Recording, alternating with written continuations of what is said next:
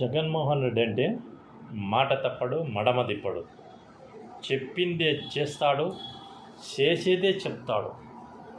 ప్రజలకు ఏదైతే కమిట్మెంట్ ఇస్తాడో అది 100కి 110 పాల్లో యాక్షన్లో ఉంటుంది. అందుకని జగన్మోహన్ రెడ్డి ఏపీ స్టేట్లో ఉన్నటువంటి జనాలంతా జగన్ అంటే అంత నమ్మకం ఉంది. ఈరోజు ఉంటున్నారు, ఈరోజు తింటున్నారు, ఈరోజు చేస్తున్నారు. జగన్ చేసినటువంటి పథకాలు ప్రతి ఒక్కరూ గుర్తుపెట్టుకొని ఈరోజు జగన్మోహన్ రెడ్డి గుర్తు చేసుకుంటున్నారు. ఇలాంటి జగన్మోహన్ రెడ్డి గారిని కోరిన మనము సీఎం సీట్ నుంచి దించినందుకు సిగ్గుపడాలి అనే ఉద్దేశంతో, ఇలాంటి దొంగలను తెచ్చిపెట్టుకున్నామనే ఉద్దేశంతో బాధపడుతున్నారు. ఎక్కడ చూసినా జగన్మోహన్ రెడ్డి గురించి మాట తప్పడు, మడమ తిప్పడు అనే వాగ్దానం తప్ప ప్రజల్లో ఎవరు ఆయన గురించి బాధపడే వ్యక్తులైతే కనిపించడం లేదు. ఎవరు బాధపడుతున్నారంటే ఓన్లీ ఒక కూటమి ప్రభుత్వం వ్యక్తులే బాధపడుతున్నారు తప్ప మిగతా ప్రజలు ఎవరూ బాధపడడం లేదు. అందరూ హ్యాపీగా ఉన్నారు. ఎప్పుడెప్పుడు ఎలక్షన్ వస్తుందా జగన్మోహన్ రెడ్డి గెలిపించుకోవాలనే దృఢకల్పంతో ప్రజలు ముందుకెళ్తున్నారు.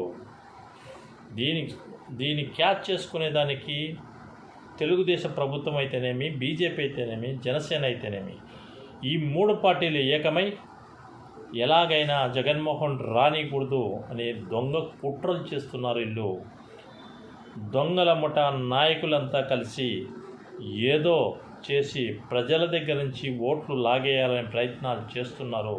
తస్మాత్ జాగ్రత్త.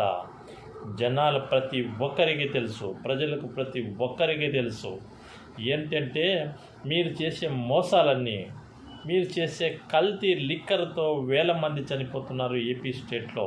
కానీ వాళ్ళని గురించి పట్టించుకోరు. మీరు ఎంతసేపు ఉన్నా ఆ లిక్కర్లో వచ్చిన డబ్బులన్నీ మొత్తం మీ ప్యాకెట్లో వేసుకొని ఈరోజు జనాలను ఆయన్ని అరెస్ట్ చేస్తాం, ఈయనని అరెస్ట్ చేస్తామంటారు. అది ఎవరి జోబులకి పోయింది, అది ఎవరి ఖజానా లేకపోయింది, ఈ మూటలు ఎక్కడ పోయినాయి అని ఇప్పుడు ఎంక్వైరీ చేయాలి కదా.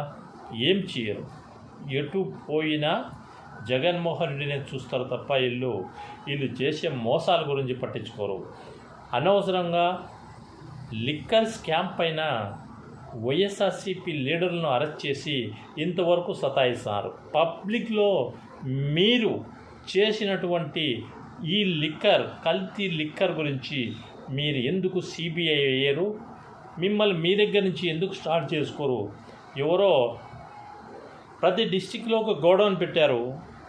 ప్రతి డిస్టిక్ నుంచి కల్తీ సారా ప్రతి ఏరియాలో బెల్ట్ షాపులకు పంపి సప్లై చేశారు. ఈ సప్లై చేసినటువంటి డబ్బులన్నీ మీ ఖజానాకు వచ్చాయి. మీరేమో ఈరోజు ఎవరినో ఒకరిని ఆయన అరెస్ట్ చేయి, ఈయన అరెస్ట్ చేయడం. స్టేట్ అంతా బెల్ట్ షాపుల్లో ఉండే మద్యమం అంతా ఎక్కడ చూసినా ఇది మొత్తం కల్తీ సారా.